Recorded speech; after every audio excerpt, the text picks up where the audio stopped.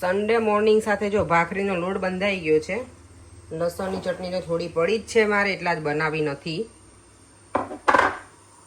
જો મારી ભાખરી છે ને તાવડીમાં બને છે. યસ, સોરી, મને કોઈએ વ્યુઅર્સે કીધું હતું કે તમે ભાખરીની ફૂલ રેસીપી આપજો, હું ભૂલી ગઈ છું. ચલો અત્યારે યાદ આવી ગયું પાછું મને અચાનક. પહેલાં તો બધાને જય શ્રી કૃષ્ણ અને જય સ્વામિનારાયણ. સન્ડે મોર્નિંગના જો ભાખરીનો લોટ મેં બાંધ્યો છે ને, એમાં મેં રોટલીનો લોટ લીધો. તમે કોઈ પણ રોટલીનો લોટ લઈ શકો, એવું કંઈ છે નહીં, કારણ કે અહીંયા ભાખરીનો લોટ બધી જગ્યાએ નથી મળતો. એટલે હું રોટલીનો લોટ લઉં અને એમાં સોજી નાખું. સોજી તમે તમારા અકોર્ડિંગ મેઝરમેન્ટ પ્રમાણે નાખી શકો, એવું કંઈ છે નહીં એનું મેઝરમેન્ટ. અને તમને જો મેઝરમેન્ટ પ્રમાણે જ કરવું હોય તો 3 વાટકી રોટલીનો લોટ અને 1 વાટકી સોજી લેવાની. પછી મીઠું અને તેલનું મોણ થોડુંક વધારે નાખવાનું. અને બસ પરાઠામાં આપણે લોટમાં કેટલું નાખીએ એટલું મોણ નાખી અને લોટ બાંધી દો. લોટ કઠણ બાંધવાનો. જો આનો લોટ છે ને મારો કઠણ છે, એકદમ ઢીલો નહીં રાખવાનો. તો તમારી ભાખરી છે ને એકદમ સરસ કડક બને, ક્રિસ્પી. બસ પછી વણીને તાવડીમાં નાખી દઈશું. અહીંયા તાવડી મેં ગરમ કરવા મૂકી છે. અને અહીંયા તાવડીનો યુઝ છે ને ખાલી આ ગેસમાં જ થાય છે. આ બધા બર્નર છે ને એ અહીંયાની સ્ટાઇલના છે, તો એમાં ભાખરી બરાબર ના બને. આ બર્નર છે ને એ જો ઇન્ડિયન સ્ટાઇલ બર્નર છે આ રીતનું, એટલે આમાં ભાખરી બરાબર બને.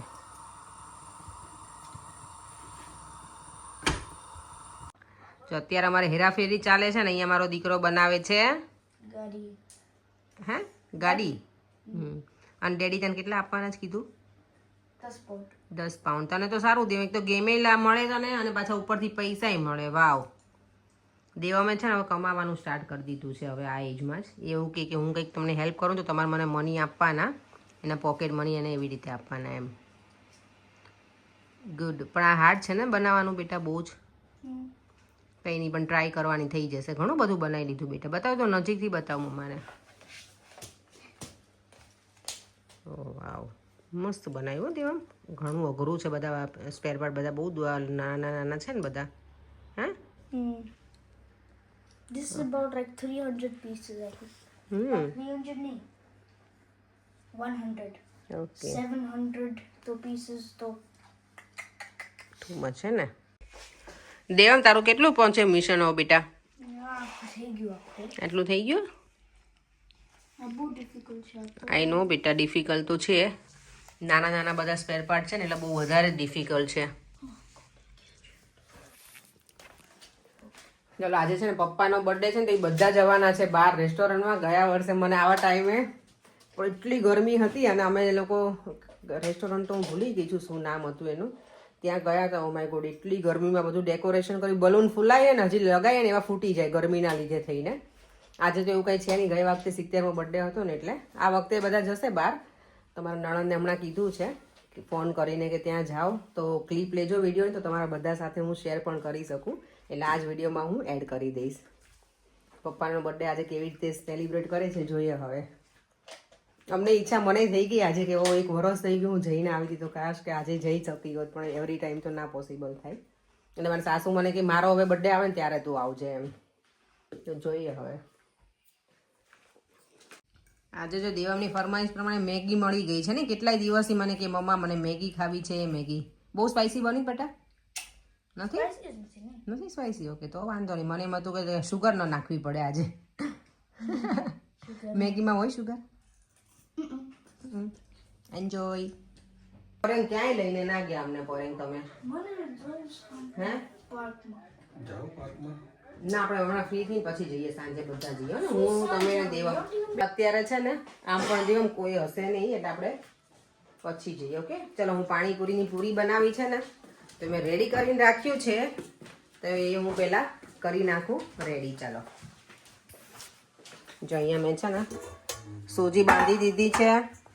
ખાલી મેં મેંદો થોડોક લીધો ચપટી. ગરમ પાણીથી મેં આ બાંધી દીધી સૂજીને. મને લાગે 20 મિનિટ જેવું થઈ ગયું છે. તો હવે બનાવવાનું સ્ટાર્ટ કરી દઉં. આજે પાણીપુરી નહીં બનાવું, પણ ખાલી પૂરી બનાવીને રેડી રાખું, એટલે પછી જ્યારે બનાવી હોય ને ત્યારે ફટાફટ બની જાય. એટલે પાણીપુરીની પૂરી બનાવી લીધી અને હવે બને છે સેવ. મારે કેવું તેલ મૂકું ને એટલે મને લડી જ લેવું હોય. તેલ જ્યાં સુધી પૂરું ના થાય ને ત્યાં સુધી. તો સેવે જો સરસ ઘરે બનાવી નાખી છે. એટલે આજે હવે બનશે સેવ ટમેટાનું શાક. હજી કાંઈ ફાઇનલ નથી થયું, પણ એવું વિચારું છું કે એવું જ બનાવી નાખું. સેવ બનાવી છે ને તાજે તાજી. તો હવે જો કંટાળો નહીં આવે ને તો ચેવડો બનાવીશ મમરાનો, નહીંતર નહીં બનાવું. કારણ કે નહીંતર સન્ડે મારો કિચનમાં જ સ્પેન્ડ થાય એવું લાગે મને ઘણી વખત. ચલો અમારી સવારી ઉપડી છે હવે પાર્કમાં જવા માટે દેવમની સાથે. હે દેવમ? અને જો મેં પિંક અને એના ઉપર યલો સ્લીપર. કેટલા ટાઈમ પછી આ સ્લીપર પહેરી નીકળ્યા છે. આમ ગમે, મજા આવે. પગમાં થોડુંક આમ ફ્રીડમ લાગે પગ નહીં તે, કારણ કે રોજે પગ શું કહેવાય શૂઝ ને એવું પહેરીને એકદમ બાંધેલા હોય ને એવું લાગે આપણને. તો થોડી વાર દેવમ સાથે પ્લે કરીશું. એ બંને કરશે પરેંગ અને દેવમ. ક્રિકેટ છે એટલે મને દોડાવશે તો બોલને હું લઈ આપીશ અને થોડી વાર હું વોક કરી લઈશ. આજે આમે વોક થયું નથી મને, ઘરે હતી ને એટલે. પણ ઘરે પછી કેવું થાય, બીજા બહુ બધા કામ હોય એટલે ઘરે હોય ને ત્યાં ચાલવાની જરૂર આમ તો ના જ હોય, કારણ કે એટલા બધા કામ હોય ને, ભેગા થઈ ગયા હોય આખા વીકના કામ. એટલે તો હમણાં ઘરનું ક્લિનિંગ તો મારે એટલું બધું નથી હું કરતી બહુ જ, કારણ કે કામ ચાલુ છે. કામનું અપડેટમાં એવું છે હજી સુધી પૂરું જ નથી થયું, એટલે કંઈ અપડેટ અપાય એવું જ છે નહીં. આજે જો ભાઈ ને ભાભી છે ને સ્પેશિયલ બેસવા આવ્યા છે અને ભાજી આપવા માટે, પરેંગ માટે. એમ નહીં, એને ભાઈ માટે આપવા તો મારો શું વાગે? દાબેલી મેં એને ખવડાવી હતી પરેંગ ને.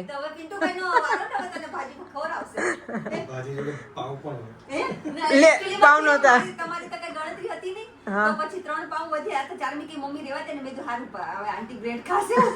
ના ના, અમે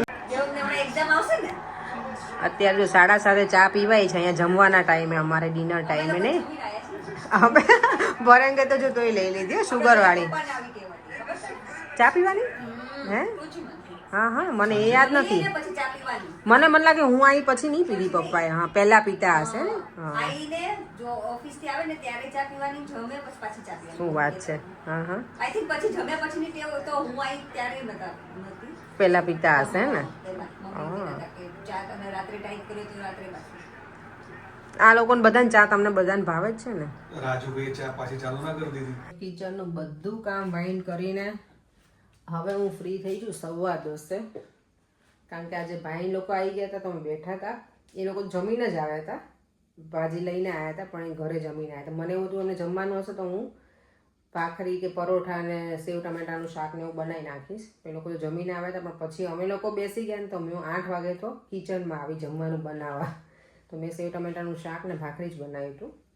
પછી એ કર્યું, પાછું મેં ઘી બનાવ્યું, બધા વાસણ કર્યા તો ટાઈમ બહુ જતો રહ્યો. દેવમભાઈ તો ક્યારના ઉપર સુવા જતા રહે છે, કાલથી એને હવે સ્કૂલ શરૂ થઈ જશે એટલે.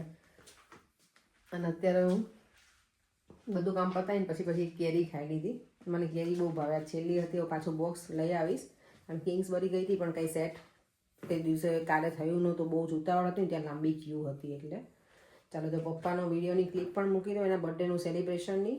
તમને લોકોને કેવું લાગ્યું એ કહેજો. આજે તો મેં આખો દિવસ બહુ મિસ કર્યું છે, કારણ કે ગયા વર્ષે હું ત્યાં હતી એટલે. ચાલો તો તમને કેવી લાગી કહેજો જરૂરથી. ચાલો, birthday to you, happy birthday.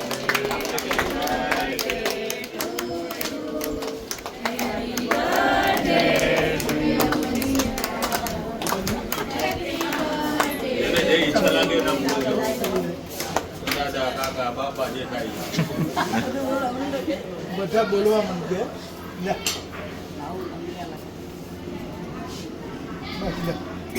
બરાબર, તમને ખવડાવવાની છે મમ્મી, ખવડાય.